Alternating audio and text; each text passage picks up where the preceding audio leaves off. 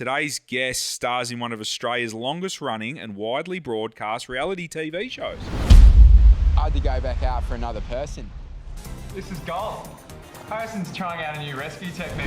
And they were so fascinated about what uni you're going to go to. And they come to, what uni you go? You go to Otago, you know, or you do law, you do med. I said, no, I'm going to go to Bondi and be a lifeguard.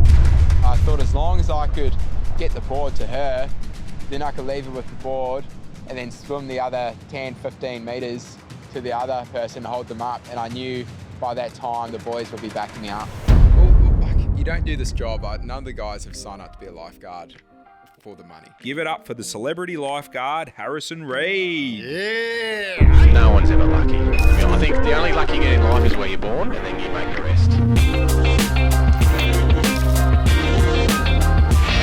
Stick around. It's going to be a good ride. Are we shooting a podcast, Pete, or what? What's going on, man? Are you fucking joking or what? Donut, What is Still that, man? running this donut, Bonnie. Starting to actually flatten out, having my fucking big bomb. Dude, I'm not even joking. When I first saw that, I thought you bought that as a prop, you know, for our guest for our today. guest today, dude. Yeah. You might be able to It'll make save a sense life in a or minute. two with it, man. Yeah. And I thought you'd rock up with the zinc cream, the sunnies, the full shooting match, man. Nah, all good. All good. We're back, mate. We're back, man. It's been ages. Back Sydney. Feels like ages. It does feel She like hasn't ages. changed. She's busy down there in Sydney town. Turned the weather on and we showed the elephant in the room straight away. Anything else? You got anything else for me? How was the last time Yeah. you flew up? You were carrying on about leg room and fucking arm room and all this stuff. Like, were you happy this time? I was happy this time. I actually sat next to a lady that was, she looked like she was pretty serious corporate operator.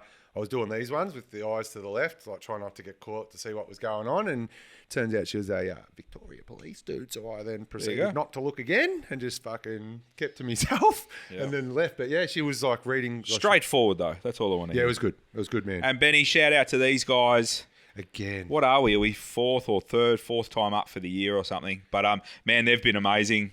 Shout out to Meriton Sweets, man. Yeah. Upgraded us, have given us beds and all this I sort don't of want to stuff, sound like man. I'm complaining, Yeah. but they keep putting us in the same room, dude. Yeah. And I don't know We're how going many to times work I've on asked that. them to flip us to the other side so we could get a little Maybe bit more next water, man. time. Maybe next time, That's what Benny. they said last time, dude. No, mate, shout out to those guys, man, because even Bonnie will say, man, like, nothing's a problem. Nothing's a problem, It's been man. an absolute pleasure, man. You actually Facilities, booked us 2 nights this Are time, we which gonna- didn't bugger us up. Are we gonna let people into what we were doing just before, Peter? We have robes in a sauna.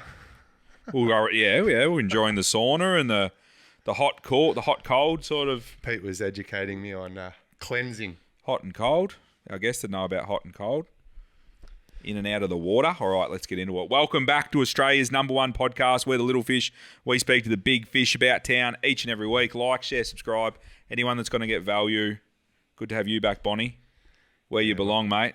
Try and keep those eyes He's the open. only one He's a not bit- in the board shorts, man. He's a bit sleepy. I don't know why. Gets sleepy, Bonnie. He loves his sleep. Today's guest, as if saving lives isn't enough, today's guest stars in one of Australia's longest running and widely broadcast reality TV shows. So we lost one reality star and we've plugged in another reality star. Born and bred from the beach in Christchurch, this Kiwi quickly made a name for himself at the waves of Bondi, fleeing the frosty New Zealand winter in 2013. I don't know how much swimming you do in NZ. I didn't. Yeah, I'm not. I'm going to It say gets something cold there, stupid man. right now, man. The water would be cold there. It'd have to be. We'll ask this guy. I haven't been to New Zealand. I always think mountains and snow. Man, I and worked in stuff New like Zealand for Oh, ages, you did but too? man, like it's got to be cold. If Melbourne's cold, it's got to be cold. I don't know. And Christchurch is South Island, I think. South Island? Yeah, South Island. Yeah. But while being a lifeguard bestows you a godlike status down under, that's why he's come across here to be a god. I know. Our next guest warns he's had a few bad stories and a few scenes that he won't soon forget. He's one of the stars on Network 10's Logie award-winning series, Bondi Rescue. Give it up for the celebrity lifeguard, Harrison Reid. Yeah, H. Hey, buddy. Good. Dude, we were pumped, man. We've been to Sydney. I don't know. Is it 2 or 3 times? 3 or 4. And we were like, you know what? how can we come again and not talk to a lifeguard? And like it just does not make any sense at all, you know? I thought you were being desperate. I thought, you know, the crumbs at the back, we get a lifeguard on here, for God's sake. Not at all, man. One thing we try and do, we always try and challenge, like we want to talk to different people from different variety, industries. diversity. Variety, man. Everyone's dreams are different, man, and it's easy to get caught up and think that everyone wants to be a Sparky or a Chippy or whatever, you know what I mean? Yeah. But when you find these unique dreams, I tried to get this wrestler. His name's Jonas. So shout out Jonas if you listen. Didn't reply. But he's in the WWE. He's an Aussie guy. You know what I mean? But just really trying to find dudes that are living their dreams, man, and then try and just share those stories because we just want to inspire Just others interesting. to do the same. Yeah, it's interesting. It's interesting to figure out new stuff. Mate, it started in NZ. I know, out of all the places, you've got Santa Monica, you've got Bondi, all the beautiful beaches in the world, and it's in Christchurch where, you know, the water gets down to about 12 degrees in the winter. You know, there's not much of a summer and there's not much of a population either. The beaches, there's no one there. No, I was about to say. So there's no lifeguards. There's volunteer, there's surf clubs, which I came through, like the Nippers. Gotcha. And then they do like a paid lifeguard program for about 6 weeks over the Chrissy period. And that was pretty much school kids and uni students that do that part where I'm from in Christchurch. Mate, it started for me, oh God, I reckon about 6 years old. I had a fascination with emergency services. Like, it was weird. My wife's got the same fascination to this day, dude. That's weird, dude. Is that weird? Yeah, it's very strange, man. So you're in Sydney now. What's she doing now? She'd be watching replays of like emergency or some, you know what I mean? That's me. That was me. I loved it. And the weird thing about this, because I was young and like I love my parents, and it was probably pretty embarrassing for them. I had this fascination of Baywatch. And so... Oh, didn't we all? Exactly. But, you know, like... Which bit of... Like, I was Pamela. I watched it for the rescues. Oh, you're probably the only one. And the only one. And then I used to go to school. Like, I used to get up. They used to be on Channel 5 about 6 o'clock in the morning. I used to get up then to watch it and then go to primary school. I used to talk to all the guys, all the teachers.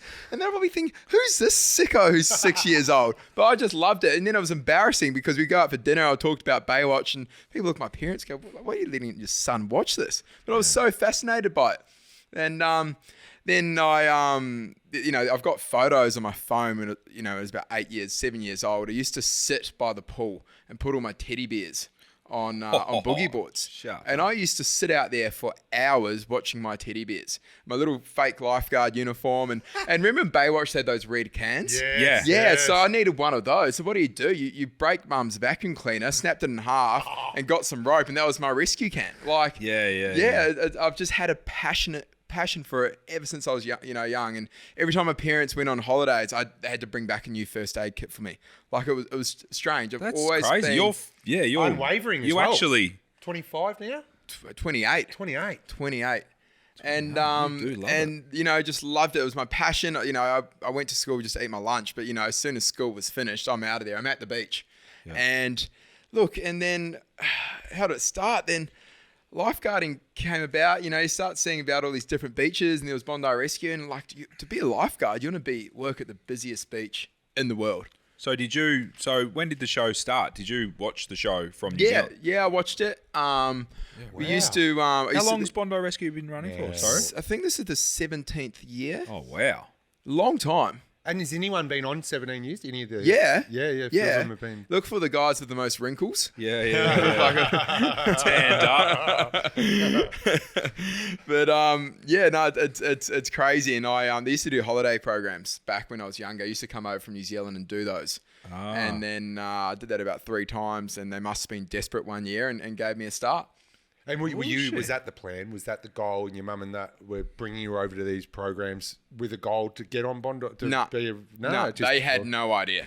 Like, they just thought, you know what, we'll just keep him happy for a few years, and hopefully he'll soon grow up, you know. And then we did the academy, and they go, look, we'd love to offer you a position. And I'm an only child, and it broke my parents' heart. They're like, they're only child's getting shipped off to another place. It was lucky it was Australia. It wasn't like in Europe and the other side of the world or something.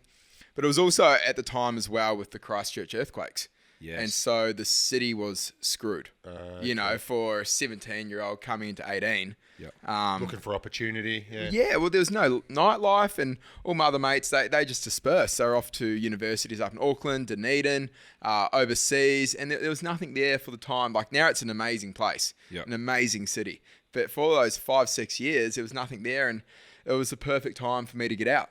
How do you, and you were it must have been, 18 or something? I think I was 16 when the earthquake first ones. How do you at 16...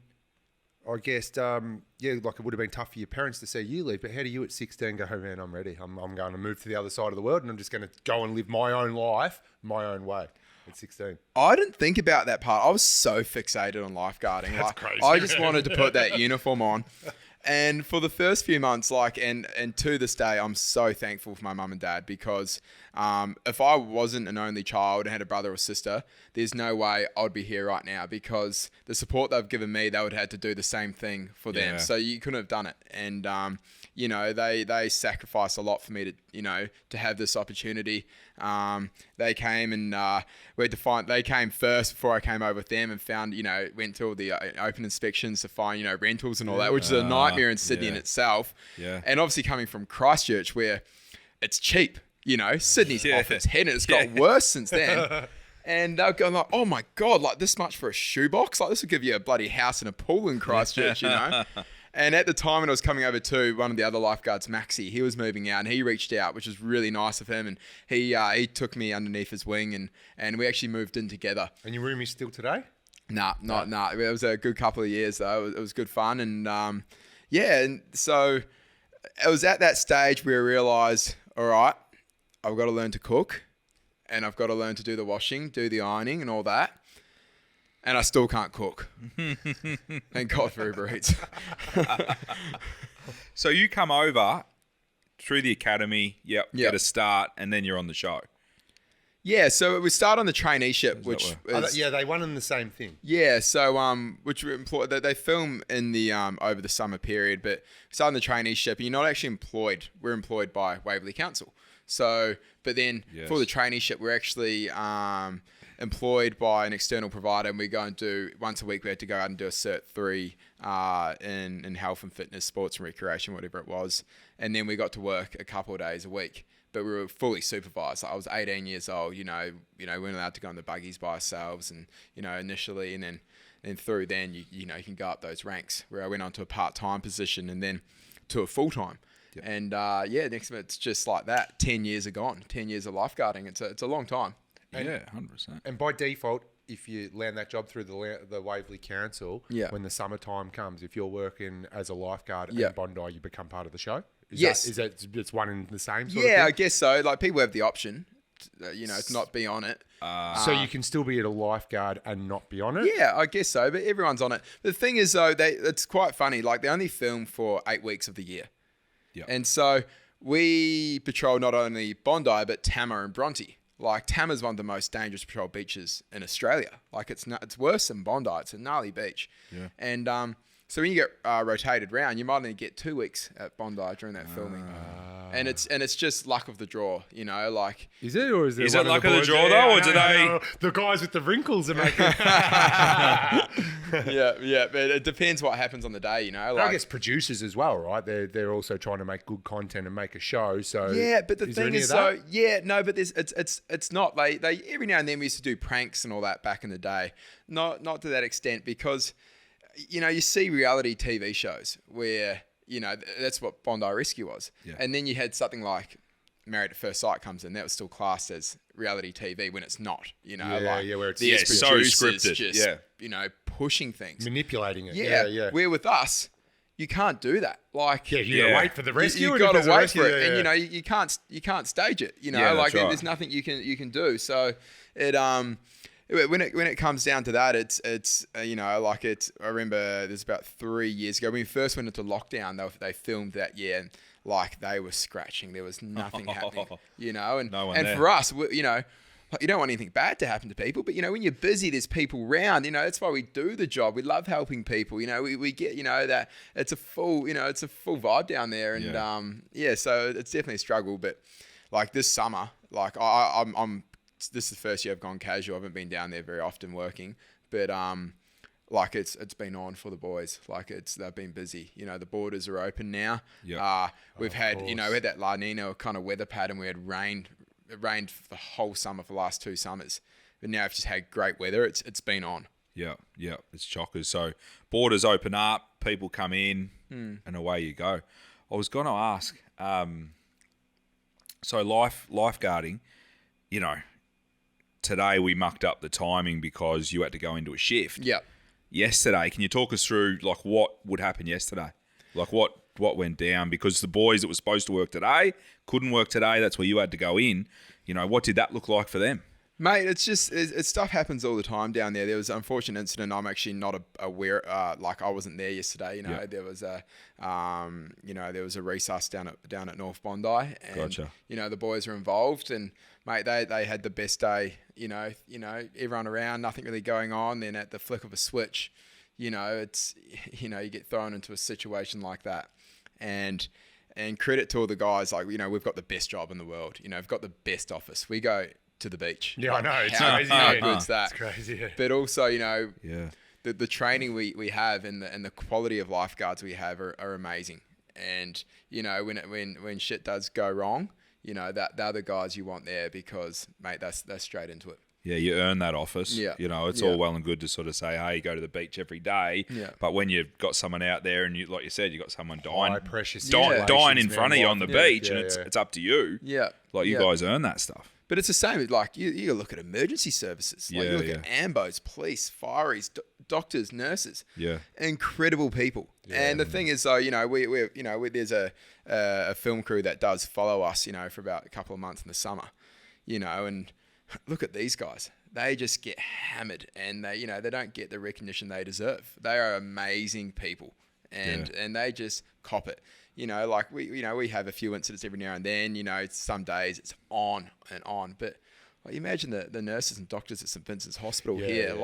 It's relentless. It's just non-stop, relentless revolving door of issues and trauma coming through the door. Crazy. Where, like you said, you guys can probably go a couple of days or something, you know, and nothing really goes down. So, you know, and I think that's lifeguarding, and the way I describe lifeguarding is quite funny because, you know, it's a big day down at the beach. You know, even though it's good, but it's still exhausting. And the way I describe it is because you are always watching. Yeah. All right. Like people come down, they say like, look, you know, I'm talking to people, but I'm still all right. I'm watching the rips and all that.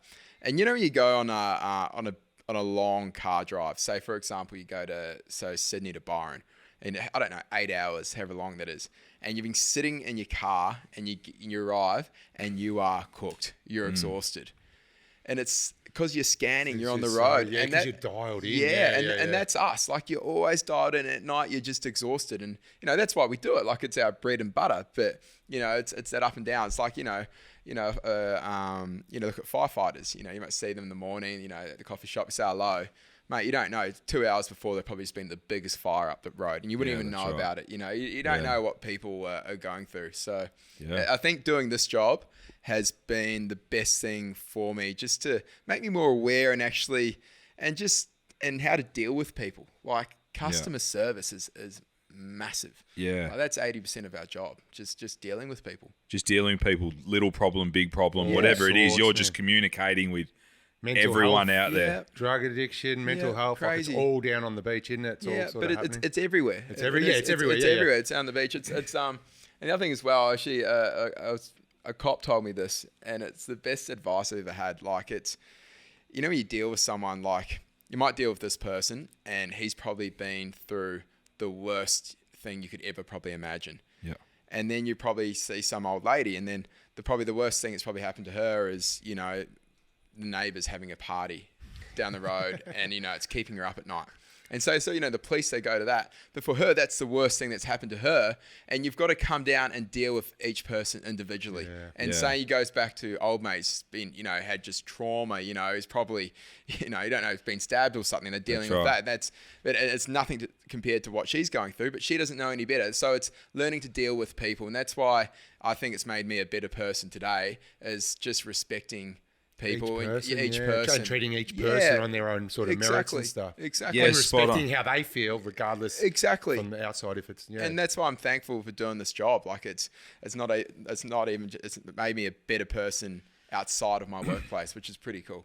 Yeah, that's right. You can't rock up to the old lady and say, hey, do you know what I just left? Yeah. You for real? You're worried about that? You know what I just left? Yeah. Like, how do you walk around just telling everyone that there's always someone worse off and they should lighten up? Exactly. Yeah, so, so the police don't go and do that.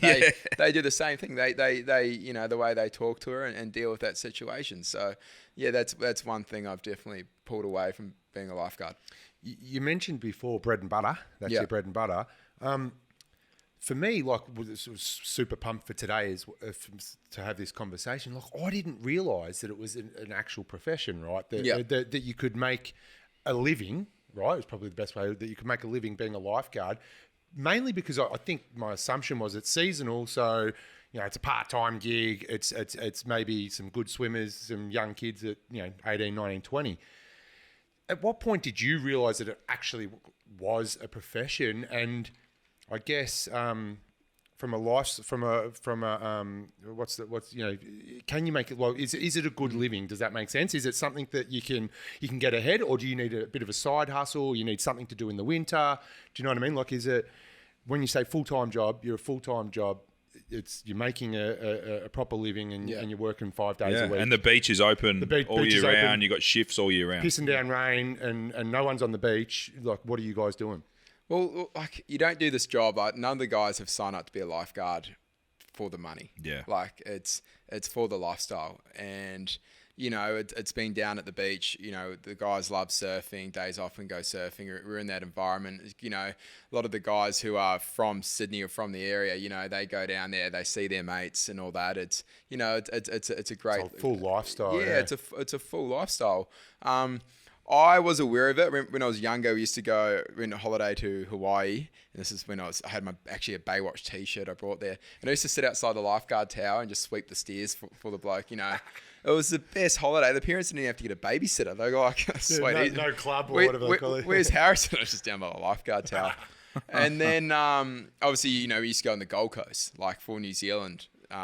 Gold Coast, like the Bali for Australians. All the Kiwis go there, And like that's when you saw these full-time lifeguards. And when I got older, and obviously for volunteering in New Zealand as a lifeguard, we did that paid lifeguard gig for that 8 weeks over the Chrissy break. And we actually we worked with a few guys from the RNLI who are lifeguards in the UK. And so they would work in the summer over there, then come to our summer in New Zealand. Yep. And so they were just having an endless summer. Like, how good's that? That's awesome. Yeah. Chasing beaches. Exactly. Chasing the sun. Yeah. What Hazza, have you got any stories for us? What's a big one that you're involved in, or a big one that you were like, big day today? Yeah, look, you have those days. I remember there's days, and I think every lifeguard around the world at busy beaches wouldn't have this moment. You walk out and you just go, what just happened today? It was a blur. Like, how did we not lose anyone? It's crazy. And we're so fortunate, Bondi, that it's a dense beach, highly populated. There's so many people down there. Yeah. Locals, surfers, people walking the beach. And if something does go wrong, on a busy day, they've got 7 lifeguards down there. I was going to say, how many 7 lifeguards? 7 you lifeguards. Said 8,000 people there today, but that's not you said it wasn't even busy. Yeah, 8,000. And then on the weekends, we get the volunteer lifesavers. So they come down too, and they do an amazing job. There's 2 surf clubs, North Bondi and Bondi Surf Club. And mate, they are just relentless. They're just on there, just hurting people between the flags, and they're not even getting paid. They're doing that on their own back, which is amazing. Mini Harrisons, exactly. Yeah. And so there's days you walk out of there and you just go, what? How do we not? And so it was that busy that it was like cans rolling off the table, and you're just catching them like constantly all day, like just trying to keep everything alive. We put the jet ski in. The jet ski's doing rescues, and it's also, as well as I was saying, it's about the members of the public, like the amount of lives they save, like all around Australia, around the world. But I'm for now speaking about Bondi, are amazing. The local surfers, like the amount of lives that would be lost if it wasn't for them, would be incredible. because we can't be everywhere at once. And then they just happen to grab someone, put them on their boards until we get out there after hours. Like we finish at 7, it's still light till 8:30. People go in, and they are incredible people. So back to it, like it's. We have these days where we know that the members of the public have helped us out. You know, we've done big rescues, and which is fun. That's why you do it. You know, it's you look at the forecast. You know, right, we've got an outgoing tide all afternoon. It's 32 degrees. You know, like we're gonna have 30,000 people down here. It's a Sunday. Like, you know, you're on. You're ripping them out. Yeah. But then you also have the days that you're off guard. You know, like you go, all right, it's all sweet. No one down here. And you get a call, or the next minute you look up and there was just be one head in the corner going out, you know, and it's just, you just go, wow. So like a head in, like We call it bobbing up and down. Yeah, like, so for In the example, rip. in the And tower. you in the middle know of the rip's beach, there. Yeah, and look in the south corner, you're like, what's that little head there against the rocks? 'Cause, you know, it's a good lifeguard. It's all, you know, it's surveillance, just spotting. You know, you might be the best swimmer in the world, you know, you might be an Olympian, but if you can't spot them, you're not going to get them. You're not going to leave the tower. Yeah, exactly. I'd be no good, man. My attention span is horrendous. Yeah. So, which is pretty fun. Like, there's times there, I remember when I was years ago, we're sitting there, there was nothing doing. It was pissing down with rain, and it was full cabin fever. Imagine 7 or 8 lifeguards, and the film crew in there too. So you had the producer and all that in there. So, you know, there's a lot of, you know, shit being spoke, you know, bagging each other, you know, just as you do. It's fun, you know. And I look up and I'm like, is that a car on the beach? I'm like, the guys are like, yeah. And we thought maybe the young kids had it laugh and pushed it down the ramp or something. It looks a bit weird. There's no one down there. So the next minute we were all in the buggies, and we were just like, we had an ATV and 2 rhinos, and it was just like, you know, banging down there. We're like, what's going on? We're getting closer. Like, oh my God, there's a car. And as we even got closer, we're like, hold on, flick of a switch. Nah, this is serious. You can see on the promenade on Bondi Beach, that's been smashed, and there's tyre marks down the hill, and there's an elderly gentleman sitting in the driver's seat. We're like, oh no. So from like laughing, going, there's a car on the beach, like what the hell's going on? Like only in Bondi, to boys, we're on, you know, serious. and you know, the elderly gentleman had a medical episode. He's coming down South Bondi, and there was a place called Moo Burger, and he crashed into the seats, like where people sit outside. Like it was a rainy day, there was no one there. Veered off down the hill, launched, cleared the promenade, and landed on the beach. Airborne. Airborne. Like it was going so quick that, like, you know, and he landed and flat. it's like a good 10 meters away from the promenade, like crazy. And then, so, you know, you go into full mode, all right, you know, what's the medical episode he's had. Also as well, like going from that distance to a standing stop, you know, that's a spinal. So you've got to treat it as a spinal. We're going through all this. We're also dealing with, did he hit anyone up Who's on the up road? there? Yeah, up on the road. In a split second. Yeah, too. so, and obviously, you know, we're so lucky being in the city, you know, emergency services get to us so quick, thank God, you know, because you think about imagine being down the coast like an hour, you got to wait for a helicopter or something, you know, we've got these resources at our fingertips. And, and then went off to hospital, made a full recovery, and no one got injured. And the next day, it was like, you know, high 20s, beach was packed, There's a promenade, car. they got the car off the beach. But that was the next day, he would have cleaned out people sitting outside in the cafe, sitting on the hill. Yeah. Like, and that was a reality check for us. Like, it's just, some things happen, you're like, oh my God, how is everyone How okay? did that, Yeah. Yeah, because you guys There are has to have seeing been it. some fatalities and stuff over the years, has there? Like, I'm tipping there's been many drownings. Would there? Yeah, Or you there's know not, what? There's not as many. There are, you know, drownings. Yep. We're you know, pretty lucky for how busy the beach is. Yep. You know, people think, you know, you tell them, you know, if we have a drowning, you know, like, you know, once maybe every 4 years or something. But Is that roughly? yeah, roughly, like, that's give or awesome. take. That is awesome. Considering man. how many people there. But that's because for the people around us as well, like the lifesavers, you know, the members of the public, the amazing surfers, lifeguards I work with, the surfers, you know, just to hold them up. You know, you look at it, you know, this summer has been horrible for drownings. Like once a week you look at the news and there's been a drowning, you know, and it's always someone actually going out to help someone. Yeah. But a lot of it's at isolated beaches. Yeah. Because it's always up or down the coast. Yeah. You know, And my boss Hoppo, and in conjunction with Waverley Council and Randwick, they're doing this new campaign called Float to Survive. Yeah. Because when people go into a rip, and it's quite funny, like happens at Bondi. So the rips, say we've got the famous backpackers rip. It's flat. There's no waves breaking there. So people go down, they go, oh, that's where I'm swimming. I'm not going to go on the waves. Yeah. That's that deep water. So when you've Yeah. got a rip is, when the water comes in, it needs to go back out to sea. So Yeah. it comes across on the sandbank, and that's where the waves are breaking. So that's actually the safest place to be. But people don't go near the waves, so they go on the flat. But that's the water going out to sea. That's the thing. So, there's messages you get in trouble, put your hand up, which is a great thing to do. We can identify you. But what happens if there's no lifeguards there? You're down up or down the coast. Yeah. The worst thing and what happens with drowning is panic. Yes. Panic kills. Yes. It is gnarly. Like I've been in one situation where we were doing a rescue, and the surf was huge, and I lost my board, and I was with this lady, and luckily one of the other guys came out and with the board, and I'm just trying to hold her up and just getting waves over the head, and I'm panic's semi starting to set in for me. And I actually, when I got back to the beach, I actually had to really check myself and go, all right, hold on. That's what drowning feels like. Yeah. The girl's fine. And I'm lucky because whatever happens, I know there's always someone watching me. Yeah. But back to it. So this float, So is that your mates in the tower? They're the dude with the they're binoculars, watching me. That, whatever happens, communication's massive. Yeah, they're for on the us. talkies and stuff. Yeah. Got another one down But the float to survive is massive because it's all well and good putting your hand up, but if you're up and down the coast, or if you're in a river, if you're at a lake, and no one's going to see you for a long time, like what are you going to do? Yeah. And that's why you just need to lie on your back and just relax, deep breaths, and if you just kick in a circular motion, use your arms, keep your head above water, just control your breathing. That's gonna conserve the stop you energy. panicking. Yeah. And if you can, that's when you put your arm up. Yeah.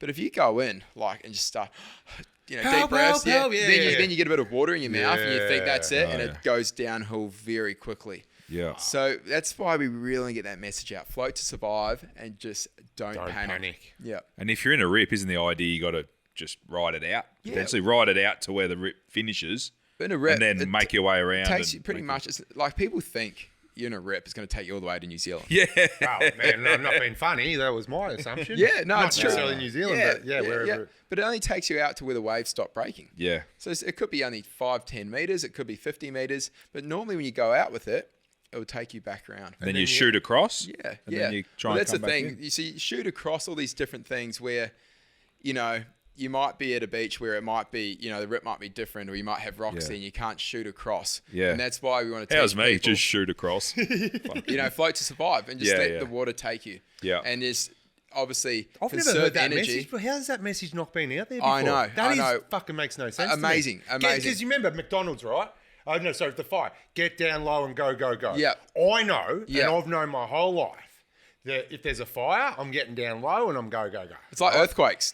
Get under, in the middle of the doorway. Yeah, man. It's And every right. earthquake back we had in Christchurch, you think I did that? Nah. I sat in bed and just shit myself and go, Jesus, of a is this doorway. going to fall down? You being a Christchurch boy, that's that's got- probably well, why you that's- know that. I'd never heard that. Well, that's got yeah. that's got the beam and the structure above Yeah. it. Makes and sense stuff. to me. Yeah. Yeah. But going back to that, so float to survive. Yeah. How are we in 2023 and that not being, if that's because I've always thought that you swum on an angle. Yeah. I don't know if that's true or not, but But if the sandbank's there and then when they panic, they go, well, what angle do I swim? Do I swim that exactly. way? Yeah. And the rip might be coming in a diagonal, so you end up swimming against the rip more. You know what I mean? And get even more tired. And if you're not aware of the ocean and how it breathes and moves, exactly. so just lay on your back. Yeah, just correct. relax and Calm. conserve energy. And then when you can do that, you put your arm up. Yeah. And hopefully someone will see you. Yeah. Yeah. Big So what is message. it? A TV campaign or? It's just, you know what? It's a few of the older lifeguards going, drowning's getting out of control and it's avoidable. You know, it's seriously, 90% of the time it is. And we need to do something about this. So it's a very good message. 100%. Is the rip the big one? Yeah. The rip's the one. Yeah.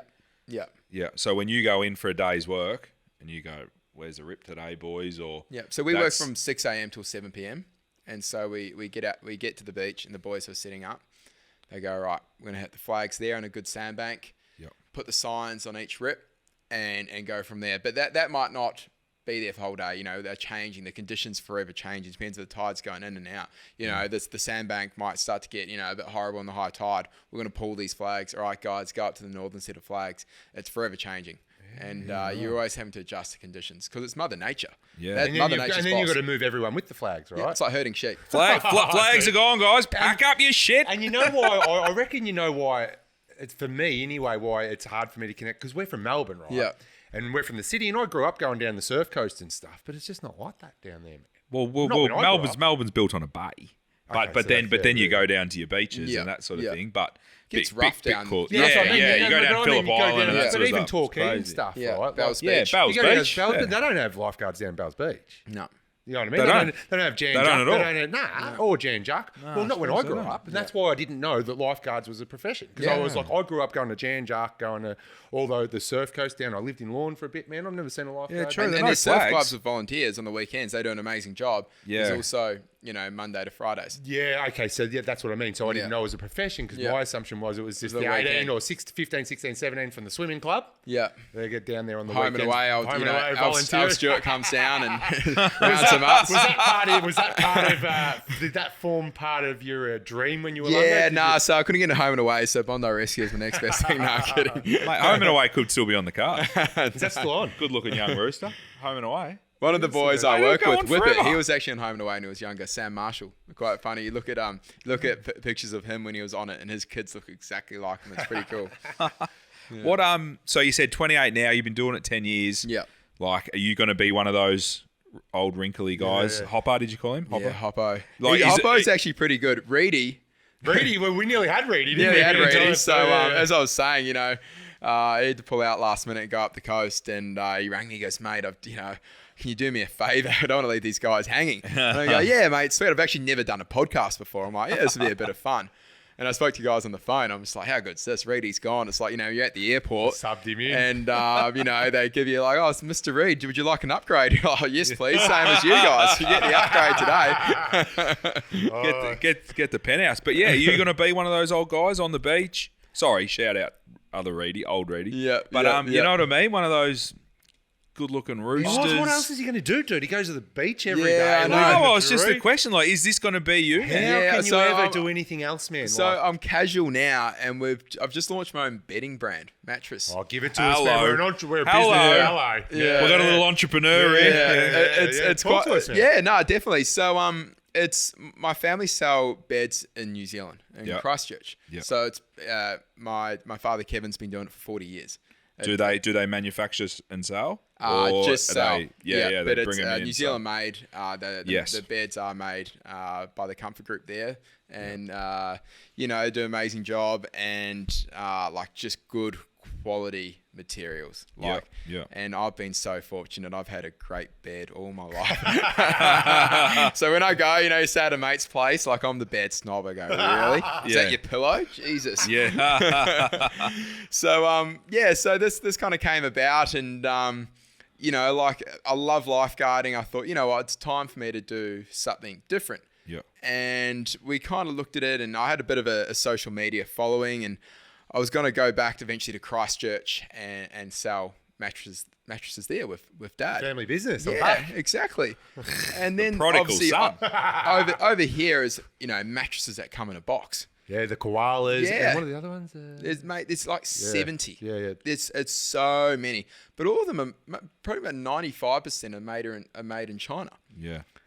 And you don't know really what's going into it over there, and we looked into it. I thought, why don't we, mattress in a box isn't as big in New Zealand as here. Like, what if I just do something here and sell it, and I could still maybe for the time being get up and running, I could still lifeguard for a bit. So we looked into it a bit more, and we teamed up with Dunlop Foams, who are here in Australia, and we came up with 3 amazing mattresses made here in Sydney, and You're part of the engineering, all that, figuring it all out. No, so that was when I was staying out of that. It was with them and my father Kevin, who's had the Who's field. the guru, So he yeah. was working, And John Gamados, who works Dunlop Foams, he's been awesome through that process and just really nailing it and getting it all right. And these beds are truly amazing. And I went through the marketing process of building the brand and having a bit of fun, which I really enjoy. That's my favourite part as well. So what is the brand out of curiosity? The brand's called 10 PM. Yeah, so there I was wondering. Yeah, 10 PM. And it's That's fresh, you man. have to go and buy a mattress. You're like, it's a full grudge purchase. You're like, far out. Yeah. Most people, if I speak to the guys at work, they have to go and buy a bed. It's on a Sunday. They're gonna be hungover, and their partner's dragging them out, and they just want to go and sleep on as many mattresses as they can. They don't care. Just get in, get out. Yeah. And so I want to make buying a mattress fun, and that's and the prices we have are competitive, if not better, than a lot of the big brands already here. And our ones are made in Australia. So you've got quality. So you're manufacturing and selling, or you've partnered with those guys. Yeah. So we've got the manufacturing. And They you've do got the the exclusive manufacturing. rights. They do the manufacturing, and we've just started our brand 10 PM. Yep. And it's just a Metro Sydney to start off with, and And is it a roll up? roll up Box? comes in a box. So it's e-com. So, Yep. And there's Brilliant. and for me, part of it, I'm like, I want to take a part of me from the beach and tie it in with that. Absolutely. And I don't know if it was like this when I was younger, but I'm definitely more aware of it. It's the rubbish that gets washed up on the beach. Like it's horrible. Like, the Yeah. bottles and all that, or people leave their mess there. Like that really shits me. Like That's your home. That's your Yeah, workplace. exactly. And it's like rocking up. How would I go to their backyard and just go acting my rubbish? Like, yeah, like that, guys. Yeah, you like that, don't you? Like, you know, like it's just disrespectful. So there's this company called Sequel, and they make all yarns and all this from recycled bottles pulled from the ocean. So our mattresses, say our queen size mattress, has a Sequel yarn in it, and it's got 29 plastic bottles pulled from the ocean. Oh, dude. Incorporating the yarn, which That's sick. is bloody cool. Who was that? We made It's Danny Danny Pelly. from Ina Pelly. The Fufa. Fufa. Yeah, the Fufa. They made Fufu. they were out of plastic bottles, so made like They were like rabbit skin Fox or fur. whatever it was. Yeah, Fox right. fur. That's yeah, it's sorry. like fox fur but fake, made out Yeah. of plastic bottles from the ocean and stuff, man. Yeah, I think she was 60 bottles per jacket or Per something. jacket, and this is like high end fashion. You know, There's your, like your five- missus would know who Ina Pelly is. Yeah. So it's a big- $500 a jacket. But Yeah, yeah. yeah. Yeah, that's crazy. That's crazy. That's awesome, man. Yeah, yeah. Yeah. So, and then for us as well, like we want to have good quality product. Like we don't have the budgets that these companies do. Like the money they have is crazy what they throw at advertising. But we know our product is the best out of anyone. And so it's going to take a good two years to get it up and running and just getting the product out there. And it's going to be that word of mouth. That's the thing. Because people go, wow. Like honestly, you line up, even, we got one of the beds sent back to one of the stores in Christchurch. Like Dad's been working there 40 years. They have salesman for 20 years and all that there. They put our mattress on there, and there was a bed next door to it that was retails for about $4,000, and this mattress was just as a good a feel as that one. And this one is for $1,999. 199. 1,999. yeah. Sorry. What's the so you're rolling them up like how like the box like you're rolling these up. You got all the springs in them, or is it springs? Has yours got springs in it? Our top of the line's got a spring in it, a pocket spring. What? Amazing. And are you doing like with both sides of the bed? Because you can Adjust the feel. Yeah. So I know the one we got. Can't remember what the brand was, but don't sound like they're anywhere near you guys. But she could have a firm on her side, and I could have a soft. Yeah, no, we don't have those at the moment. There's definitely will be in the pipeline. Yeah. But this bed's the most amazing feel, and for this process, we want to make it simple. When you go and buy a bed, you go to the retail store, you go on the websites. The shit they talk about, they just blow smoke up it, and it's not true. They try and confuse you. And we came into this, and with the help from Kevin, and he just goes, we need to make it simple. The website's simple. And just Clean. Everything. You go onto our website, it's just so simple. And so we've got 3 mattresses. You got our entry point 1001. Yeah. Then we've got the 1002 and the 1003. 1003 is the top of the line. The 1002 and the 1003 have the temperature management system in it. And this thing's amazing. It's called thermobalance.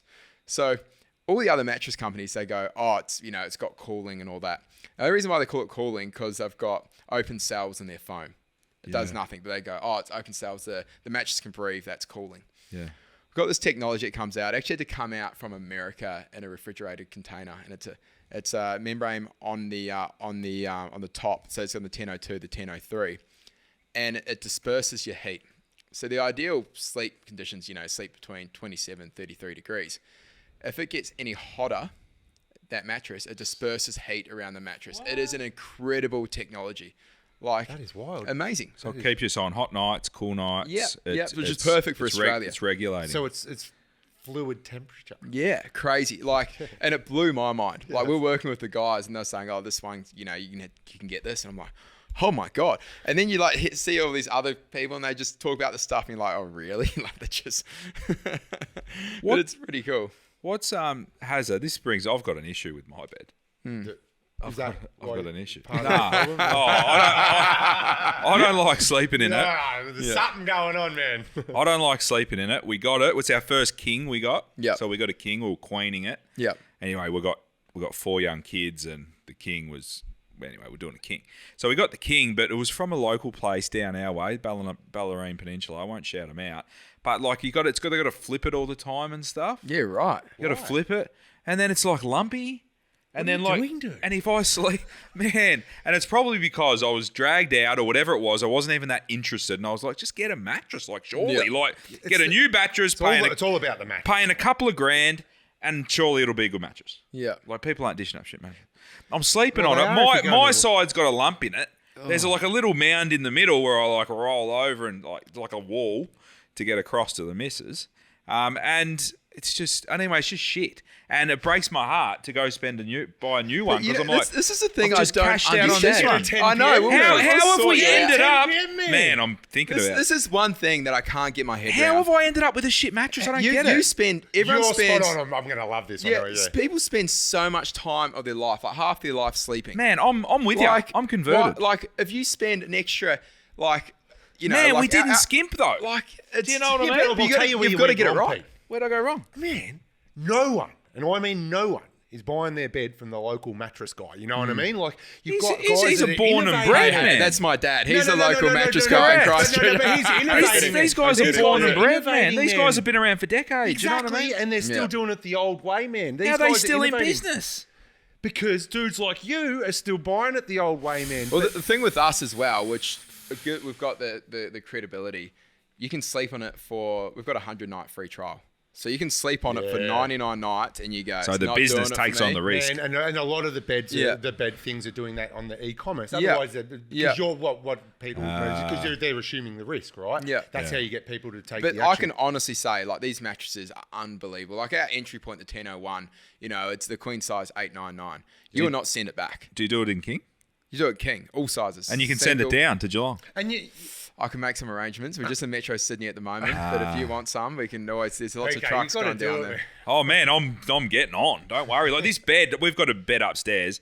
We had twin boys, and they're 2 now. And anyway, so I escape up there to that bed, but half because I don't want to be woken up by the boys, and the other half because it's such a better bed. So our guest bed, Queen, that was our old bed, so much better. This new shit king thing, I'll just try and stay away from it. Oh, well, the good thing, I've been selling to friends. We've only been going up for the last 3 weeks, and I sold a mattress to this guy. He got the 1003 and the king. So did you say you've only been selling them for the last? We've been working over for a year. We've been up and running for 3 weeks. Love it. Yeah. So I sold to this guy, and obviously there's family friends and all that friends that have brought them around here. And they tell you how good it is. You're like, yeah, sweet. And it's hard to take their word because, they're probably just being nice. Yeah. And I got this email. There's this guy who brought one, and his wife, Erin, emailed and says, we have never slept so good. And the reason why, he's a tosser and turner, and there's no partner disturbance. She cannot. Is that the old drop? Is that the old drop the bowling ball in the glass of champagne? Doesn't crazy? Yeah, crazy. Yeah. We're like that. Me and Joe moved into the real world a while ago now, and we're like that. So we're separate. So our mattresses are actually separate rooms. No, working towards it. No. Getting there. No. But we've got I think it's the same master overlay, and I think the mattress is in 2. So it's got a foam thing which does the full bed, and then there's a top layer where we both have our own layer which is separated. If that makes sense. And that's how we can go, okay, do you want a hard one, and I want a soft one, and I can put it on top and stuff. So you're the biggest That'd be expensive. No, Joe. You're the biggest tight ass I know. How have you ended up with one of them? Frugal. If you saw, we don't have a bed. It's actually on the ground at the moment. Mate, I think I might have to, get some foam tubes for people like you. There's something there. Might be my first customer for one of those. Maybe it's the bed. I got a issue. million questions. Yeah. I love it, man. One of my questions was, did you have other ambitions outside of lifeguarding and entrepreneur sort of stuff, or other things that you wanted to do, right? Jumping into, so love the timing of this. Yeah. What would you say was the biggest challenge getting it off the ground? And what do you see as the biggest challenge now that you're 3 weeks in to be able to push it forward? Yeah. It was a roller coaster. The one thing I learned about this, it comes back to lifeguarding, just dealing with people and obviously seeing the worst, like life and death situations, right? And being in those situations. And it's quite funny. So we work with this agency and they're from Auckland, and we're going through it and they're showing us these colours. And it was actually the colour we're wearing today, the yellow 10 p.m. And they showed it to us. When you think of sleep, you think of comfort, like blue, dark colours, warm colours. Yeah. And they showed us that. And we were like, I was on a Teams call and Kevin was there. I'm looking at Kevin's face and he's losing it. I'm losing it. I'm going, fuck this. These guys have missed the whole. Like, these guys kidding themselves. This is fuck. And it's, I've said, like, this is a full journey. And anyway, by the time they started presenting, we just went, screw this, like, you guys are stuffed up. Pretty much went them. It was awkward. Like, even I felt bad. And this was on a Friday. So we ended the call, and obviously on the phone to Kevin, we're going back and forth, going, this is, what are we going to do? This is fucked kind of thing. Then the weekend came over, and we thought about it for a bit. Oh, it's not too bad. It does stand out, doesn't it? Then I start showing all my mates. What's your thoughts on this? Oh, I love it. It's different. It's different to everything else out there. It's not going to get lost. And I'm just going, yeah, right. Yeah. Come Monday morning, full apology to them. Sorry about my behaviour and all that. And, you are so spot on, dude. And that's one thing I've learned is, I know lifeguarding, you got to make decisions straight away. It can be life and death. But things like this, it's such a difference. Just, there's no rush. Oh, thanks, guys. Let us sleep on that. All good. You might get in touch with them 2 days later, go, yep, no, that's not the where we want to go down, or it's unbelievable. I think it's taught me how to be patient and coming into a different world where I have no idea. Like, I love dealing with people, but the thing is as well, it's, depends, accountants, marketing, agencies, that's their bread and butter. Like with me, it's like if I'm a lifeguard, I get pissed off if someone comes up telling me how to do my job, and I'm just like, oh, hold on, like, whoa. Then I'm being one of those people to them, and I was like, that's why they're the professionals and I'm not, and taking their advice. And well, you're lucky you did, because you would love that, wouldn't you? Yeah, fuck, man. I'll tell you why, man. Branding's my favourite thing. Yeah. We had a branding guy on up here. We flew to Sydney to do Dane Walker, who's earlier in the year, and he was like one of my bucket list to get on to talk branding and stuff. And you'll have to go and have a listen to that, mate. Man. I will. And everything you just said then, like, you nailed it. You didn't even mean it. Come out of Dane's mouth. Mate. Because the only way this works, because you said yourself, there's 70 other bed companies selling them in boxes, right? Yeah. The only way this works is if you're different. Yeah. And you need to look at what colour are they using? Right, opposite colour. What kind of branding are they? Everything that they are doing. Even the font, man. I like the font. The opposite. The font makes me want to go to sleep or something. You know what I mean? Like, that's the key to being able to stand out in a noisy place, and it takes balls, man. Because everyone, like, it's hard to go and do the opposite to everyone else, because you can see they're all succeeding doing it their way. Do you know what I mean? Yep. But if you want to break in and you want to stand out, and you want to go to the next level, man, I love it. I love the colour. I love the brand. Really cool. And I've already been on the website and seen that. No, it's cool. Pretty tight. But back to it. It's there's so many players out there, and like the money that goes into marketing, like things I'm learning, and like I've tried all their mattresses, and it's a funny test. So you lie on the mattress and it's nice. You go, how good's this? But if you sit on the side of the mattress like I am now, your ass actually goes to the base because it's that direct pressure. If you did that with ours, doesn't do that. you're still getting the comfort. We've got this foam at the bottom called power support foam, and it is the most amazing foam where it supports you, and that's that quality Australian-made foam that's made here, and there's no janky offshore shortcuts. Like it's the beauty of that is because it's so busy, and it sounds like a full-on digital e-com play, right? To me, like it's a full e-com play, which means you've got to get the crazy product, and then it's all like social, AdWords, and figuring out your CAC, right? Which is your customer acquisition cost, how low you can get that, because then, and then to get your margin or whatever, and then once you figure that out, it's just, throw fuel on the fire and do it and stuff, man. So I think what I've learned, and that takes to your point, man, it's fucking hard to take on the big boys who've got these crazy marketing budgets. They already know their CAC, and they can race you to the bottom, right? They can race you to the bottom. But I'll tell you where you win. You win by slow and steady, by the people, man. If your product is what it says it is, and what you're saying, it's the referrals, man. That doesn't slow down. That compounds, and that that slow down. And we know we've got the best product out of anyone. And we're just going to hang on to that. You can still beat it. It's going to grow. It's honestly going to grow. And our prices, like, you look at it, people just wait. They go, they're going to be on sale in another 6 weeks' time. They do a big 50% off. Like, we won't be doing those because devaluing but like we're not making much on it. We're just going quality. Yeah. And go from there. Like, all right, if families and friends, get 10% off. And I feel embarrassed because we don't have much in it, because we just want everyday best prices. There's no bullshit. It goes with the brand. You've simplified the whole straight thing. to it. There's your mattress. This is the best No you're gonna Fugazi. get. You can go and compare it to the others. You're still going to come back. Plus, it's also made here in Australia. Yeah. And I tell you what, boys, it's expensive to buy them twice. Absolutely. It's going to be expensive, unless Haz looks after me. Sounds like you've got 10% up your sleeve. Might double it.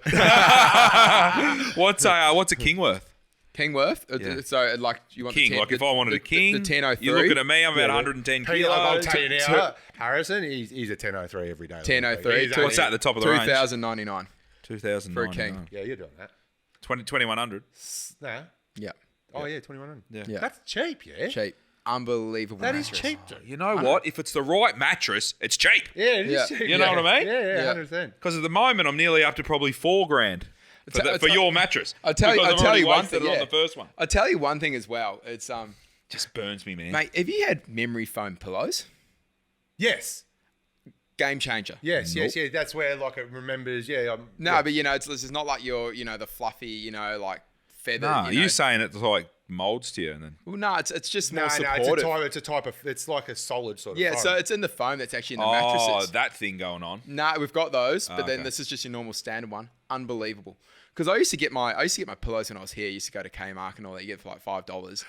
And then you stick with it for like 2 years. And you're like, oh, I'll get one eventually. And it's like, mate, it's like an A4 paper and sheet. then you pull it out of its thing and it's like yellow. Exactly. Yeah, that's how I used to roll back when I was a single man. I'm still rolling. And then so we got these memory foam pillows.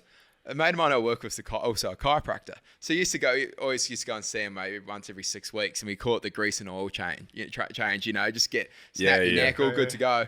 I haven't been to see him since I've had this pillow. Like it's amazing. Like the technology that's out there, and you even see it now. Like how important sleep is. Like you see these rings that people wear, the REM sleep. Are they real? They're real. They're real. Are they proven? Wordо runs that. Yeah. Yeah, okay. Your mate. I Straight don't up have weather. one. I want to get one. Yeah. And just because it's Track amazing shot. that deep sleep, how important it is. It might only be 3-4 hours, but you need to get that. If you're not getting that, you're screwed. Yeah. You're screwed. And like you look at, people go to the gym, they train, they flog themselves. Yeah. But if you're not sleeping, You're not recovering. far out. Nah, it is. It's a real thing.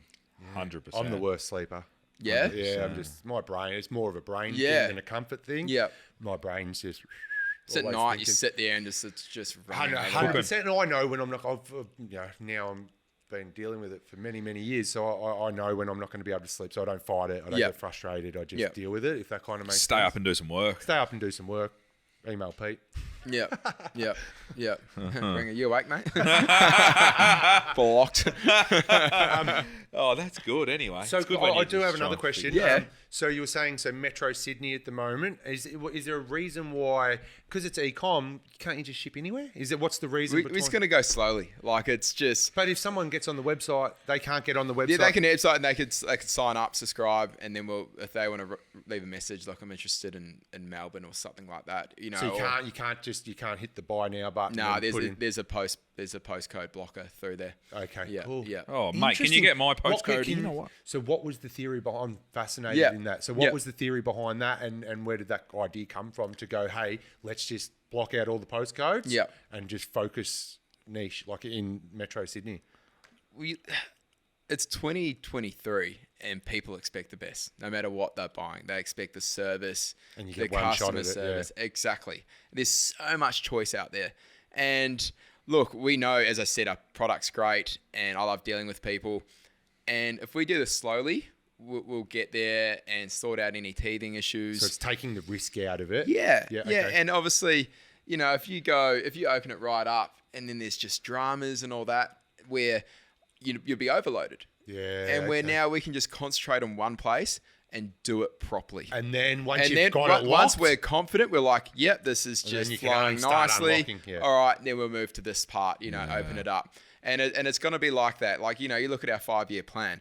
Like, we're only going to hit the main cities first, like your high density living, which is, Melbourne, Brisbane, and all these places first. Then after that, we'll start branching out. Are you AdWords and stuff now? Are you doing any kind of digital advertising, or is it all organic? Yep. So we're working through that with an agency now, and we've got some really fun campaigns that are coming out.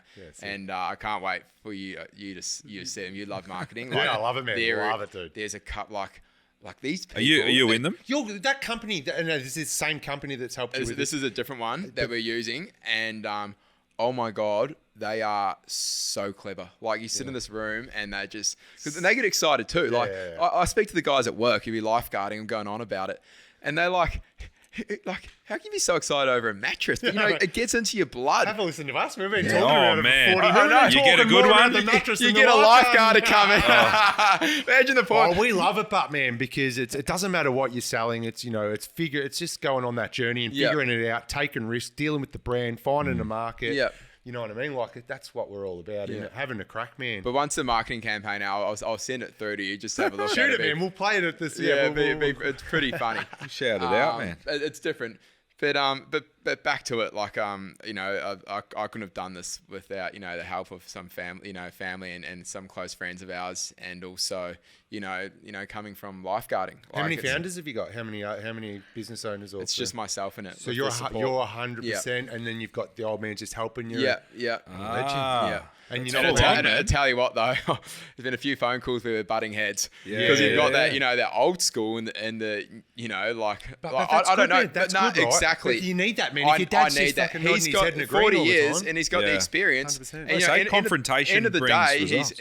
he's always right. They're always yeah, right. 100%. Even the times I thought I'm right, I'm wrong. Yeah, 100%. You And- need that, man. You need that confrontation, man, because that Yeah. just drives the right result, man. Might have to pull the shareholders agreement out on him if he gets too cheeky. There isn't one. That's Yeah, the yeah, thing. yeah, So you're not planning on taking investment or anything like that. No, You're but just instead we're you're doing going it to bootstrap very, this. very slow. Take Slow your and time, steady. bootstrap As it, said, keep saving lives. You know what? We could catch up in 2 years' time, and we'll probably be still in the same position, still in Metro Sydney, but as Still long as just it's- selling some mattresses, so- getting some long- revenue. As long as it's we do it properly, and it we want people to have a great sleep. That's Yeah. it. How often are you down to the part-time? How often are you down on the beach? It depends. So I've been there twice this week, mainly on the weekends. It's nice to get down there, and it's quite funny. It makes like, you always went to the beach for work, and now it's coming back to be my happy place again. Yeah. And it's things I took for granted. Like, it's really special down there, especially in the mornings. Like, the sun's coming up, you get the friendly locals' faces, you have a yarn, and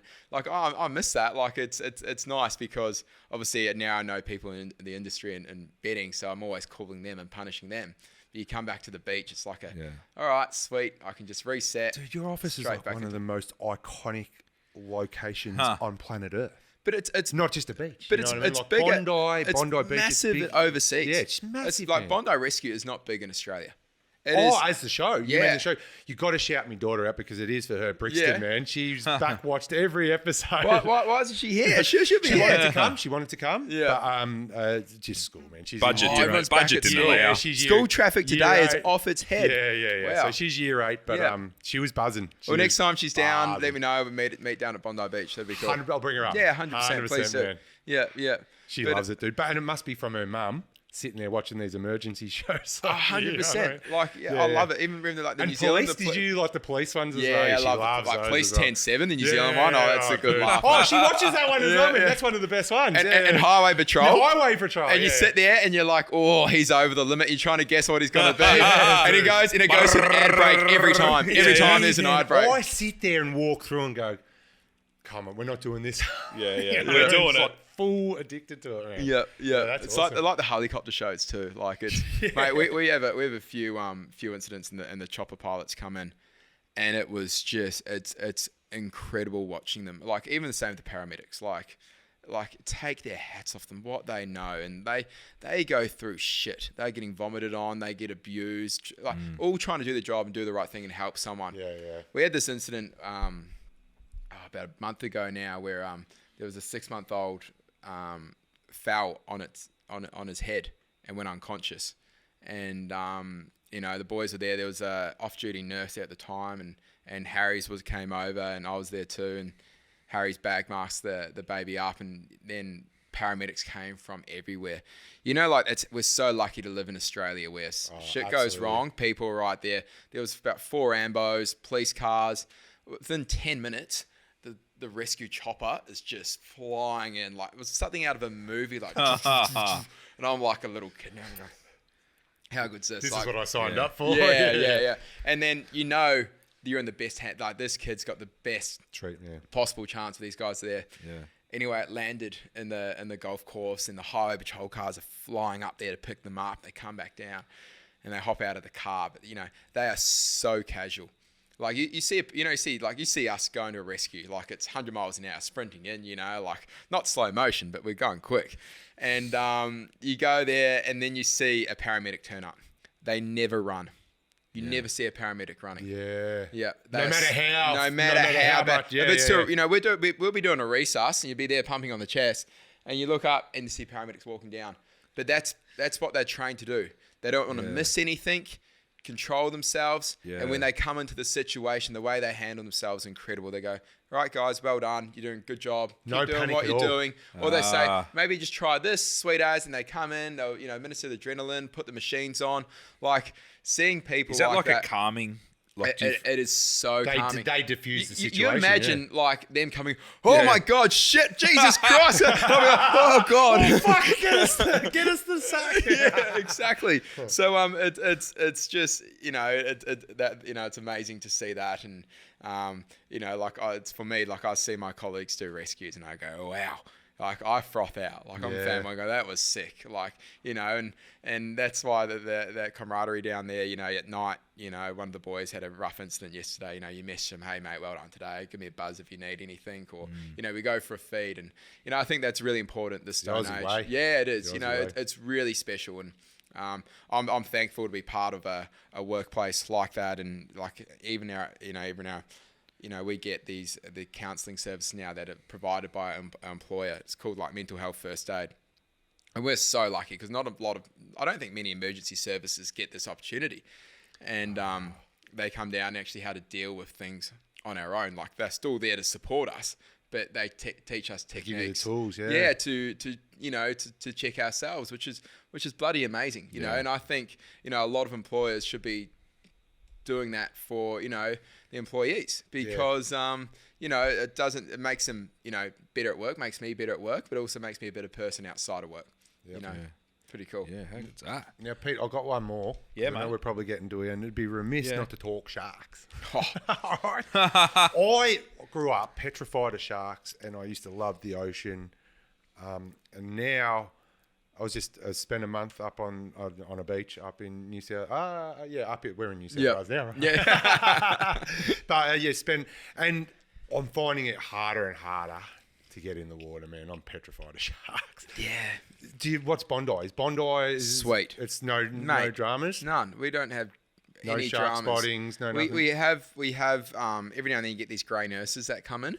Yep. And they're like the vegans of the sea. Like, they don't even want to know you. Well, they're not going to eat me. Yeah, and they and it's I think with us, which has been difficult in the last 3-4 years, is drones. Yeah. Everyone's got drones, and they'll fly, go, oh, there's a shark and all that. And the thing is, like, people aren't marine biologists. Like, they say, there's a great white shark. You go back in the footage, and it's like, mate, it's not even 3 foot. It looks like a kingfish. You know? It's a shadow. But also, banjo. drones are an amazing tool because they've also saved lives Yeah. as well up and down the coast. But, like, it is the ocean. It is their home. But to be honest, I actually don't even think about them now. It doesn't cross your mind? Like, you look at Australia. How many shark attacks are there in Australia? I feel like they're getting a bit more frequent, aren't they? This year down in Victoria, down the coast, wasn't there was great white spotted recently. But did it over the attack? Christmas period. Are you talking about the seal they saw? Elephant seal? That was over in Mornington. But I think, it's probably got more chance of probably getting, it's true. one of those things, more chance of getting hit by There's more chance of you, having a coconut falling in your head and killing you. That's the type of thing, That's an actual stat. It's an actual Harrison, stat. dude, but Harrison, man, and Pete will back me up there. If the coconut's going to hit someone on the fucking head, dude, make no mistake, she's going to hit me on the head, dude, man. But you got to look how many people use the ocean. Yeah. The last shark attack at Bondi, I think, was 2008. The guy was swimming. Surfing at night. It was raining, so the water's dirty, and it was paddling through a bait ball, all the fish, and it got his arm and bit his arm. I'm not even going to count that one. So it was a mistake. I'm not even going to it was count that and that's one. But man. you think, the millions of people that visit Bondi a year and go Yeah. swimming. And this one dude 8 years ago, 8 years random ago. timing. Oh, sorry, long. Yeah, longer. 15 years ago, that doesn't even count. We used to go with Channel 10. There's the Rottnest Island swim over in Perth. So we used to have a team that go and swim that. Yeah. And That's. when you go to Perth, it's different waters over there. And so it's a 20k swimmer in a team of 4, and we hop in our boats. And you swim out to Rotto. Yeah, we swim to Rotto, and it's fun. You go out there, the island's a party, everyone's in their speedos, it's sick. You Pad a few quackers. Yeah, a few quacker selfies. And you go over there, and you're egging all the boys on, you at the start you're all grouped up, and then you start getting isolated, and you're by yourself. You're like, oh, what's there? But you can see the bottom the whole way across, and there's never been an issue. And I've done that 5 times now, and there's actually little jellyfish there that give you zaps, and they zap you heaps that actually takes your mind off the sharks. So you're more worried about oh shit, bastard got me. Yeah. So look, it's they're everywhere. Probably, I went up with Tourism Northern Territory about a couple of years ago, and went up right at the top there and did a really cool trip around there, of crocodiles and all that. Yeah. Mate, I was losing it with snakes. Like, mate, those things kill you. Yeah, you're walking through bushland, you don't know where they go. That's Australia. Yeah, welcome. It's crazy. Mate, but I'm shit scared of spiders. Same.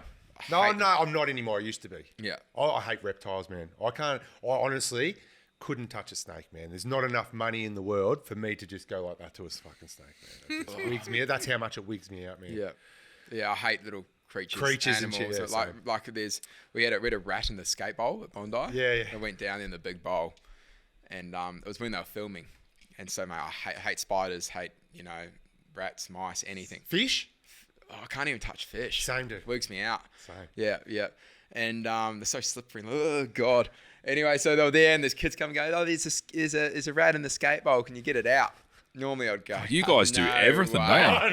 don't you? And anyway, so there's a camera crew there, and I'm like, bloody oath I can. Just a rat. Just a rat. So we went there, we go in the buggy, and they got the camera guys with me, and it was just me, and I'm like, oh, I guess it's going to be easy. So we get there, and there's like a full audience. It's like 50 people. It's all the kids after school, and and all the mums and dads are up there watching, and got my little bucket and a broom. I'm like, yeah, sweet. And I felt 10 foot tall and bulletproof because there's a camera crew behind me, it makes you feel good. I've got this. Anyway, so I slide down into the big bowl, and it's just me and this rat. Far out. And the rat was alive. Mate, alive. Squeaking. Mate, Mate. What were you planning on doing? Chasing it? Well, I was going to jump in the I had to bucket. put it in the bucket and get it out. Oh, yeah. Mate, I turned to water. I'm just going, shit, what do I do now? Anyway, so slide into the bowl once again, and I've got like this plastic container and the broom. And I go there, and next minute the thing just charges at me. I drop the broom, I drop the bucket, and I'm out that big skate bowl. And mate, the noise like doing like that. I'm going, shit, Jesus, and everyone's laughing. That was the best thing. The camera crew's got it. And then anyway, the rat actually jumped into the bucket itself. And I'm like, oh, so I went to go kind of slide down, and this little 6-year-old just gets down there and just puts a lid on it for me. And I just come down and just make sure it's locked and just walk out of there like a hero in front of the cameras. And this little 6-year-old just made me look the best ever. Well, my 6-year-old, gold. I'll tell you, I don't know if I've told this story on the pod before, but I was fishing last Christmas on jet ski with my mate. I'm not a big fisherman, but me and my best mate Dingo, who is a fisherman, and had my little fella who was 7, right? And we're fishing the day before, and we're ripping in flatties, right? Yeah. No dramas. Me and my little fella. We actually had 2 rods. Me and my little fella had the rods in. We were ripping up flatties, and he was taking them off, and whatever. It was almost like a production line. We were doing that well in fishing, right? Dingo goes home. My little fella buzzing on fishing. Like, we've got to go again, Dad. We're going fishing. Like, I'm not much of a fisherman, but he was like, just kept asking. All right, so let's go. We went back to the same spot. We're there, and I pull in the first flatty, and it dawned on me, who the fuck's taking this flatty off the hook, man? Because I ain't doing it, you know what I mean? Have I told this story before? And I'm sitting there, and I'm true as I sit here, man, like, there's no way I was taking this flatty off the hoodie. So I looked at me little fella, he's 7, I've gone, all right, AC, you know what I mean? Grab the flatty off, and he's looked at me, he's like, not going to happen, man. You know what I mean? Like, that's your job, Dad. You know what I mean? Yeah. So I'm sitting here in a predicament, got this flatty on a hook, thinking, well, we can't fish anymore. Well, what are we going to do, man? Like, I'm just holding it over the side, thinking, I have to. I got me t-shirt. I remember Dingo had said to me the day before, you grab their mouth or whatever. And I'm going, this is no good, man. So I had to get me t-shirt like this, and I got this. The flatty was literally, it was undersized like that. I would have cut the line. I'm about to say. Well, we're on the jet ski, we didn't have any. Like, I'm just a non-fisherman. Anyway, we caught the flatty. It fell off as I did that, and I said to AC, okay, well, that's it, mate. We're done. That's it. Let's go for a jet ski ride. We're done. We got no one's taken them off. We're done. So we packed it up and we went home. So I'm the same as you, petrified and slimy fish and blue tongue lizards and all of that shit, man. Yeah. Australia, eh? Australia. How good. Australia. Aussie. Hazard, this has been an awesome talk, man. No, cheers. Thanks for having me. Awesome, man. Yeah. We've been Sydney-fied. We've been Sydney-fied, man. The life-saving and into the mattresses. Yeah, but you wouldn't really expect that, would you? No, Like not at Lifeguard all. and the That's why mattresses. It's good. It's different, and it's been a full journey, and I'm so lucky. Well, when you launch in Melbourne, whether it's in 1 year, 2 years, 3 years, come down and we'll do another pod in Melbourne and we'll, In bed. we'll do a podcast in bed, eh? We'll do it in the bed. In we'll the bed and all that. We'll do something, man. We'll have a bit of fun. 100%. 100%. I reckon I'm going to get one. Because I'm not going to the shop, and you reckon it's the grouse. If not, you got 100 nights to send it back anyway. 100 nights, send it And a back. 10-year And and a 10-year I was going to warranty. ask about that, right? Because that's always been I don't think I'll be an sending it online back. strategy Yeah. to offer a refund. It's like the ticket to the game. Like everyone, you You got have to do it, man. You have to it. do it, man, because you have to take the risk. Otherwise, you're asking the customer to take the risk. Yeah. So I want to make money off you, but you just need to take the risk for it. You know? Yeah. So Yeah. you're debunking it and taking the risk.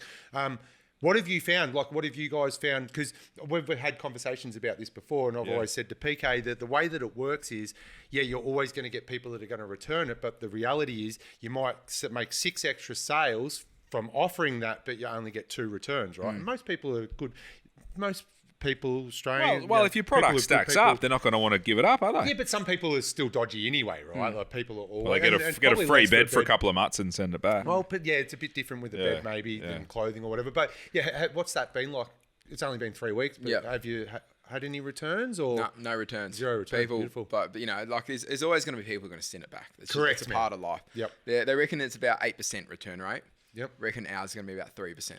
Beautiful. which is massive. You think about Yeah, because I feel like You set up a bed, man. Yeah, I feel like beds aren't ones that people are returning just because. If I could be But the bothered, thing I'd is be now- returning my bed right now. yeah, I think Even if they're not giving me money back, I'm returning it. Putting it on their doorstep. Go, you guys worry about it. That dude, shut. He's coming back. Close the door. He's coming. Remember that dude? We got him.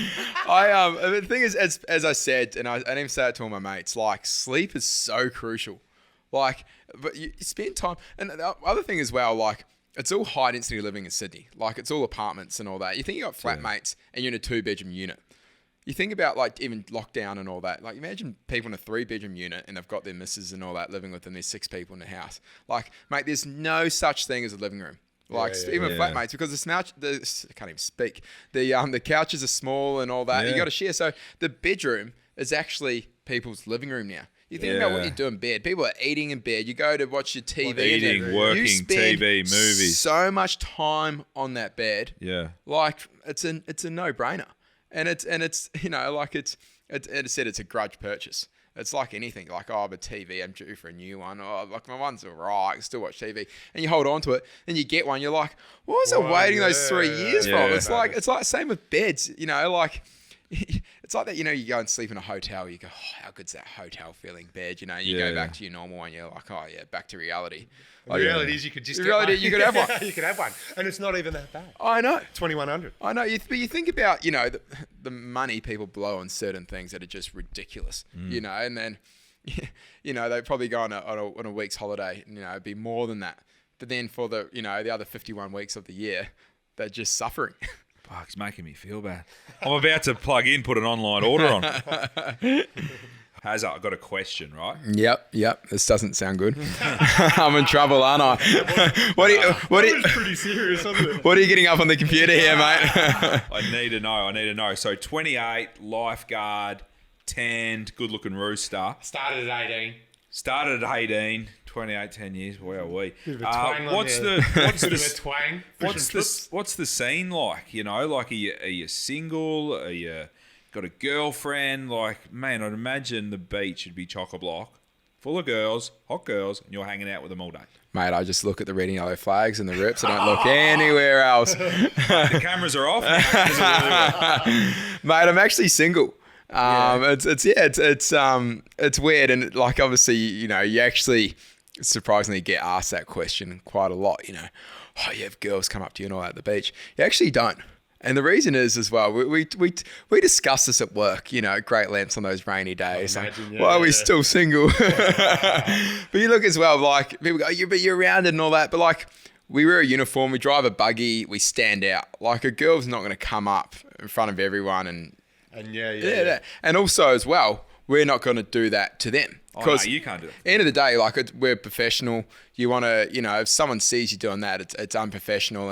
And people actually go down to the beach to enjoy themselves, to get away. You don't know what people are going through. So you're telling me you'd never been asked out? Yeah. We got I'm not copping this. I'm not copping this. Man. No one, for the record here, no one said picking up down the beach. But a young the lady. Bondi nightlife, you're hanging out down at the Bondi Hotel, PK. Man, if you had the and he's a if celebrity. you had the He's Bond, not just a lifeguard, dude. You've got the remnants of the zinc still. You haven't been able to get all the He's zinc on out. TV. Yeah, man. Well, come on. if you had Bondi Hotel, you're in trouble, mate, on Friday night. Has it been good? Yeah, I've had a good run. Look, I met a lot of people, relationships or not, it's part of the job down there. You meet people from all walks of life, which is pretty cool. Mate, I'm still single, and I've had But you don't battle. You're single because you want to be. Mate, I've had the best of both worlds, and to this day, it's hands down best being in a relationship. I'm definitely ready for that next part. Awesome. Having someone there. We've had a Relationship, boy. We've had a good chat. Good today, chat, man. I've He's been the through boy, it. a young lady you take home to mum. I don't. Yeah, I said best of both worlds, and a lot of the older guys who are married at work, they try and live life through the younger blokes and get stories out on a Monday. He's like full. I've spoken to him a few times. Yeah, and he's full family man. Mate, he's got. I don't think I've ever spoken to someone that's been so family, and we didn't really know each other. Yeah. And that came across loud and clear, man. He's an amazing guy. He's got an amazing wife, Kate, and the kids. Hard shots, like 100 miles an hour, 3 of them, like crazy. And it's quite, funny. I don't have kids, and I love seeing them, like, guys, even Whippet's family, go and see them once a week, the most amazing people, and you have fun with the kids. And then I get to go home by myself and like see, trying to put them to sleep. Like, mate, hats off to the dads and all that, dads and mums. Like, go to 4. Wow, geez, hands on. Like, mate, I'm still trying to look after myself. As I said, I moved over here when I was 18, and thank God for barbecues, mate. That's the only thing that saves me. It was quite funny actually when I first moved over here, and it was when Uber Eats first came out. And I organised a date, and I said, look, I'm going to cook this girl a dinner. She goes, yeah, it's sweet. And I said, like, how do you feel about Mexican? And I'm like, she goes, yeah, that sounds great. I'm like, perfect. So there was a Mexican place just opened up down on Hall Street, Fonda. So I'm like, they're on Uber Eats. Perfect. So I got it, Uber Eats, got the delivery come in, and I put it in the oven. Like, put it in all the baking crates to make it look like I had made it. Anyway, I'm just like, bottle of wine, need a bottle of red. So I'm like, ran around the corner of the bottle store. I'm like, oh, I'll get a nice one. I'll get this one. Sweet as. Come in, get the music going. Sweet as. Comes in. Hey, how are you? Sorry. I just thought I'd get it ready. Thought you'd be hungry from work and pull it out. Like, she wasn't on to it. But like, imagine she goes, I was at that place last night. Like, it looks familiar. Would you like a glass of red? She goes, that'd be great. Got it. And it was a corkscrew. And I didn't have the corkscrew opener. And I'm going, oh, this is so embarrassing. She's like, look at me, like, what are you going to do? And I'm thinking, far out. I'm like, back to the bottle store. So I'll be back in 2 minutes. Run down the road to the bottle store. I go, mate, how many have you got a corkscrew opener? Goes, yeah, mate, sweet. Open it up. Back there, sweet. But, yeah, mate, well, there's always stories and all that. Listening to that, this guy's hasn't done one rodeo, you know what I mean? That's right. Guy's an operator. Hence why I'm still single. No one's into doing me. He goes, you think I'm in this guy's place for dinner? It's just bloody soggy nachos. Mate, that's awesome. Brixton, don't you get too excited, young single man there. already in with dad. Oh, boys. All right, Hazza. Might be in touch for a bed. Yeah. Anything else you want to shout out or plug? No, just mate, thanks for having me. It's probably my first podcast. It's first podcast I've ever done, and it's quite cool because even just saying this is just the journey of lifeguarding and all that, and credit to all the other guys I work with. They're all amazing lifeguards, and they do special things, and that's just not with Bondi and the Waverley lifeguards. It's also lifeguards around the country and around the world. Absolutely. We get comments, come past, oh, how good's your job, bludgers kind of thing. But they don't know they've probably been to an incident around the corner. It's been pretty severe. Like, they go, they're amazing people, lifeguards. Yeah, special people. Said we don't do it. You don't do it for the money. Correct. No, it's a lifestyle, and it's people blow up. Oh, I can swim. Like piss off kind of thing, which they can. But it's also the other people that can't. They see them swimming, so they go, I'm going to swim in that spot. And then there might not be a lifeguard there. That person gets out and they get into trouble. Yeah. So it's not like we're just on a witch hunt. There's actually method to our madness. And, always respect. It's, anything, emergency services, whatever in life, listen to the professionals. And I want to close out and say that I feel like you're one of the exceptions in life that really, really lucky that you found a passion when you were younger and you never wavered from it. Do you know what I mean? Oh, exactly. Because I feel like that's the exception, not the rule. Does that make sense? Exactly. I feel like it's like my gap year that kept on going. I remember I went to a school. It was at a high school, and it was there. And it was the end of year, and you had to go to these events and all that. And I remember I was head of house, and I had to wait for the new kids to come in, and I had to meet the parents. And they were so fascinated about what uni you're going to go to. And they come to, what uni you go? You going to Otago? Or you do law, you do med? I said, no, I'm going to go to Bondi and be a lifeguard. And they go, yeah, but what are you going to do after that? Like, that's just for the summer. I said, no, this is a full-time job. Yeah. They couldn't get their heads around it. And I think, that's where that society's changing. Like, like obviously you have to go to uni for some things, but the message for me is if you're not sure, don't commit to something, sign up to a degree you don't know what you don't want to do. You know, like it's go and travel. You know, go and get a job somewhere else. Do something different. Don't lock yourself. If you're not sure, don't do that. And like as for me, like I'm the first one. Like thanks to my mum and dad. Like I owe them for everything. They're legends. Legends. They've supported 16, me. they let you move country, dude. Yeah, 18. Yeah, 18. Yeah, 18. And they've supported me, and I couldn't have done it without them.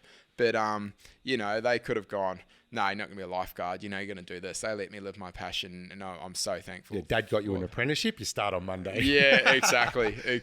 So, that's where I've been, very, very thankful. Yeah. No, awesome, Haz. Love it. Love it. All right, guys, we're going to wrap it up. Like, share, subscribe. Anyone that's going to get value out of it, please do it. See you at the top. That was sick, man. Yeah, good. Stick around. It's going to be a good ride.